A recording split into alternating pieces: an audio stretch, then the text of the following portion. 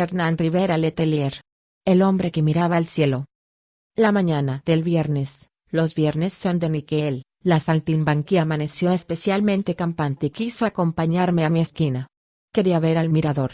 Nos fuimos por la calle tomados de la mano. Era la primera vez que lo hacíamos. El verano ardía por los cuatro costados y ella, con su sombrero de ala ancha y un delgado vestido largo, como de gitana, parecía a punto de flotar en la reverberación del mediodía. Yo, con mi rusticidad de campo y mis blue jeans rotos no por modas sino de tanto arrodillarme en el pavimento, sin soltarle la mano, era su ancla a tierra. Si la suelto, esta niña es capaz de ascender a los cielos, me decía, maravillado. Alrededor del mediodía el hombre apareció en la esquina. Llegó, como siempre, con su terno de otra época, su pañuelo negro anudado al cuello y su andar parsimonioso. Se detuvo frente a nosotros, miró alrededor, por un instante sentí que nuestras miradas chocaron y se frotaron como hormigas y, apoyando sus piernas abiertas en compás, levantó la cabeza dulcemente, como quien la acomoda en una almohada, y se puso a contemplar las alturas. A la saltimbanqui le impresionó sobre todo la mansedumbre de su sombra, la placidez que emanaba de su contemplación, el color de sus ojos parecen teñidos de cielo, dijo. Se fijó a sí mismo en su actitud comprensiva hacia los transeúntes que, al verlo, alzaban la mirada de reojo, intercambiaban comentarios burlones y seguían su camino. A los pocos que se detenían y le hablaban, el hombre no se molestaba en responderles. Cuando el anciano terminó su sermón, la saltimbanqui estaba como magnetizada. De vuelta a la playa, mientras cruzábamos la plaza de armas, se detuvo de súbito, me tomó del brazo y me dijo, con infantil entusiasmo: «Este hombre es el personaje de tu novela».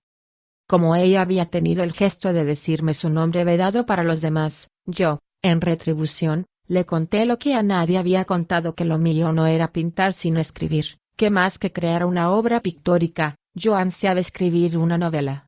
Y la libreta que llevaba a todos lados era justamente en donde hacía mis apuntes para esa gran obra que soñaba escribir alguna vez. Una novela en donde no pase nada y a la vez pase todo. Así le dije. Engreídamente. Ella pareció entender a la perfección. «Tienes que hablarle, pajarito», me dijo. «Este hombre es tu personaje». «¿Tú crees?» «Por supuesto. No hace nada y a la vez lo hace todo.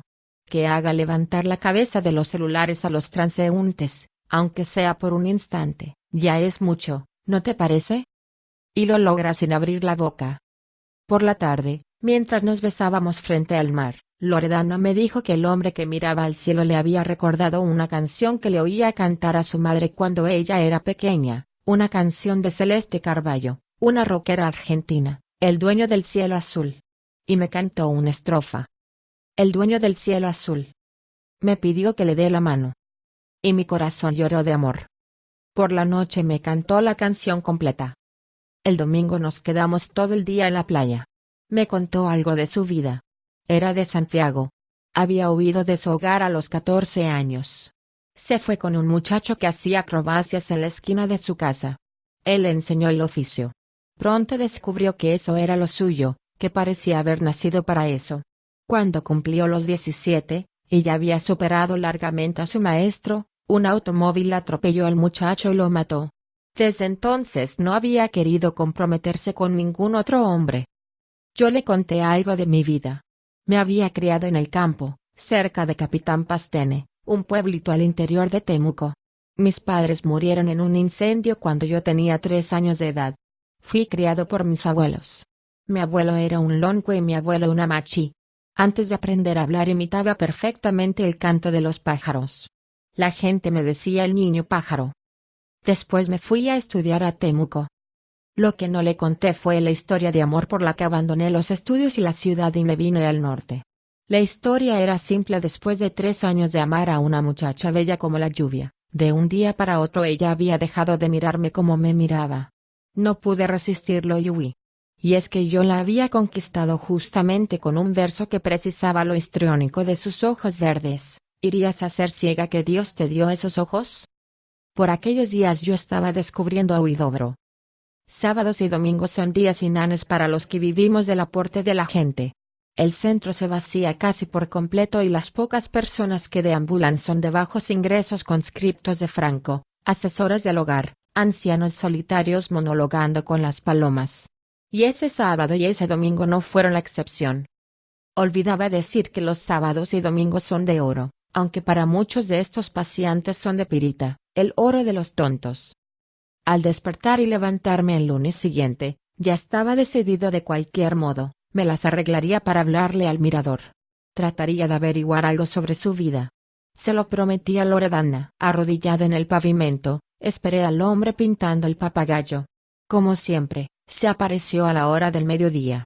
Dejé el dibujo sin terminar, guardé el tarro con las monedas recolectadas, tomé la mochila y esperé.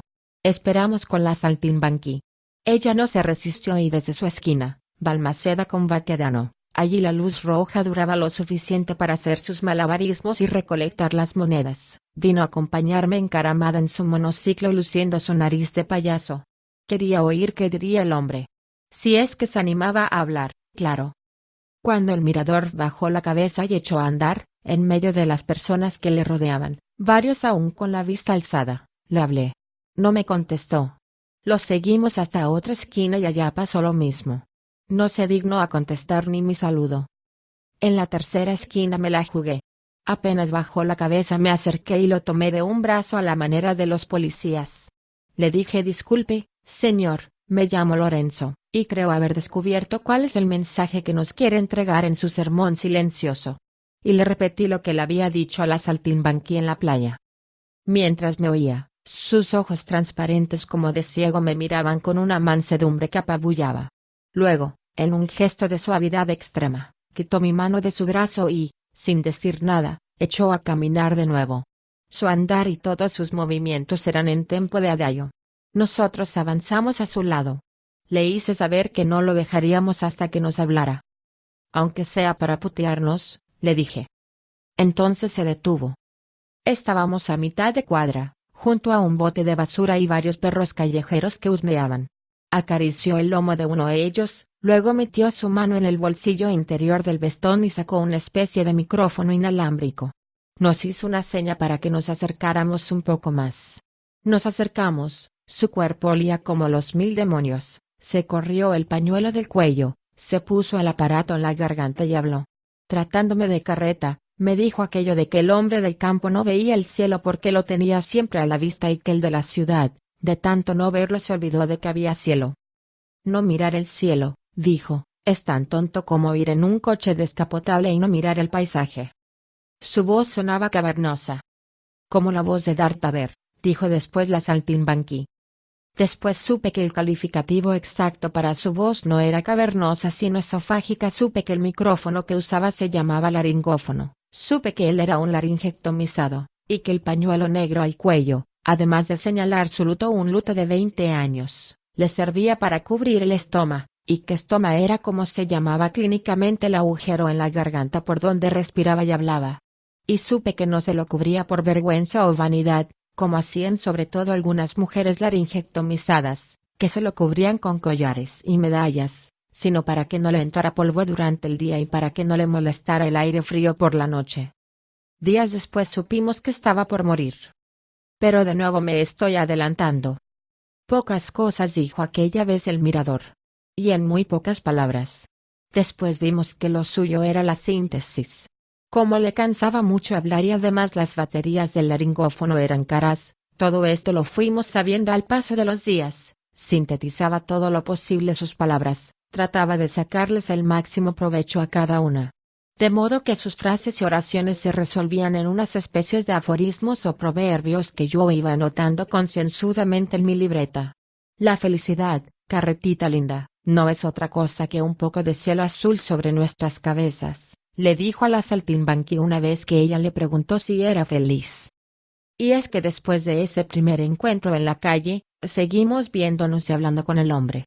Aunque nosotros mismos no olíamos a rosas, nos costó acostumbrarnos al agrio olor de su cuerpo. Olor a humanidad, decía la saltimbanqui. Por la tarde lo invitábamos a nuestra carpa y compartíamos con él nuestros exiguos alimentos. Le gustaban sobre todo las manzanas verdes, fruta que pelaba concienzudamente con una antigua navaja con cacha de hueso, que sacaba del mismo bolsillo interior de su vestón en donde guardaba su laringófono. El bicho, como lo llamaba él. Con la saltimbanqui tratábamos de que no se sintiera solo. Le metíamos conversación. Más bien nosotros hablábamos y él escuchaba. De vez en cuando nos hacía una seña para que nos acercáramos y nos decía algo, alguna frase, alguna ocurrencia. Siempre tratándome a mí de carreta, y a ella de carretita linda. Muchas veces quisimos preguntarle si el apelativo tenía algún significado especial, pero no nos atrevimos. Así, día a día, hilvanando sus palabras, sus dichos, sus sentencias, uniendo un comentario con otro, fuimos sabiendo algo de su vida. Era como ir armando un rompecabezas. La parte correspondiente a su pasado era más difícil de armar, soltaba pocas piezas. La parte de su futuro, lo que esperaba hacer con el resto de su vida, nos fue más fácil de componer. Al cabo de unos días supimos que era oriundo de Chiloé, que este era el primer viaje de su vida y que iba rumbo a San Pedro de Atacama. No tengo a nadie por allá, dijo, pero llevo un sobre para el amigo de un amigo que conocí en Castro. Lo sacó de uno de los bolsillos exteriores de su vestón. Era un sobre de color azul, de esos antiguos. Lo único que sé de ese pueblo, dijo, es que sus cielos son los más diáfanos del planeta y quiero acabar mis días en ese lugar. Quiero morir bendecido por esos cielos.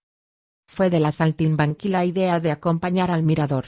En su viaje final, dijo, no podemos dejarlo solo. Además, carretita, me dijo sonriendo, nos serviría para conocer San Pedro de Atacama. Asentí. Para él era su viaje final, para nosotros sería nuestro viaje iniciático. Sin embargo, 2 días antes de la fecha acordada para partir, un viernes por la noche, a Loredana la detuvo la policía. Fue acusada de rayar un automóvil. Cuando salió libre y la fui a buscar, me contó su secreto. Su pololo muerto, además de malabarista, era anarquista, participaba en las protestas callejeras. Encapuchado. Por las noches volcaba e incendiaba automóviles, y por el día, a los estacionados en la vereda, los rayaba sin compasión. Se había fabricado un adminículo especialmente para tal oficio, un clavo de 4 pulgadas doblado como un garfio y con un manguito de madera, un trozo de pala de escoba para facilitar su manipulación. El rayalata lo llamaba. A él terminaron por apodarlo el Capitán Garfio. Odiaba los automóviles y terminó muriendo atropellado por uno.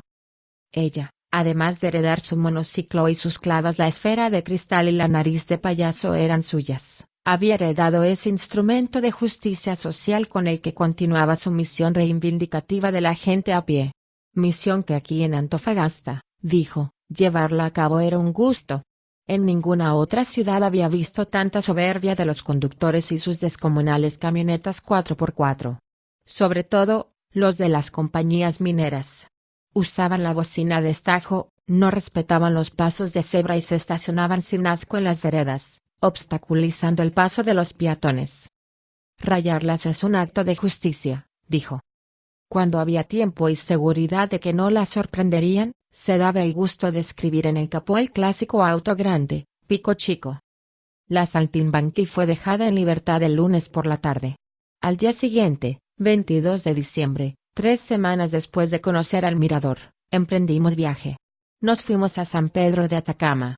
El lugar a donde van a morir los miradores de cielo, le dije en voz baja a Loredana. El mirador me oyó. ¿A dónde van a morir los adoradores del cielo?, recalcó. ¿Por qué lo hicimos? ¿Por qué lo acompañamos? Yo al menos no tengo una idea clara.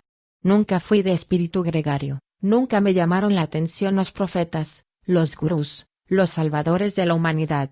Si tuviera que definir mi credo en pocas palabras, diría ni Mesías ni acólito, ni seguir ni que me sigan. Tampoco comulgaba con las ideas anarquistas. En verdad yo era un descreído. Creo en la duda y dudo de lo que creo, repetía siempre. Frase que después de mi desencanto amoroso se transformó en mi lema. Pero ese es otro asunto. Nos decidimos a acompañar al mirador un día en que la saltimbanqui le preguntó por qué pensaba tanto en la muerte, y supimos que lo aquejaba un cáncer y que le quedaba poco tiempo de vida. Al ver nuestra expresión de tristeza, nos dijo que no lo compadeciéramos, que iba a morir feliz, lo esperaban los cielos más transparentes jamás vistos por sus ojos, Y más encima había descubierto que estaba enamorado. Sí, enamorado, repitió ante nuestra expresión de asombro. Le preguntamos de quién. Eso no importa, carretitas, dijo. Que si era correspondido, le preguntamos. Eso es lo de menos, dijo. Lo grandioso de este sentimiento no es el amor que el otro siente hacia uno, sino el que emana de uno hacia otro. Yo me quedé con la boca abierta, era un disparo directo a mi pecho. Dijo que el sentimiento era tan potente que hasta lo aliviaba del dolor de su enfermedad. Me hace el efecto de lo que ustedes fuman y que ya no puedo fumar, dijo. Y quisiéramos el favor de no preguntarle más nada. El bicho se estaba quedando sin batería.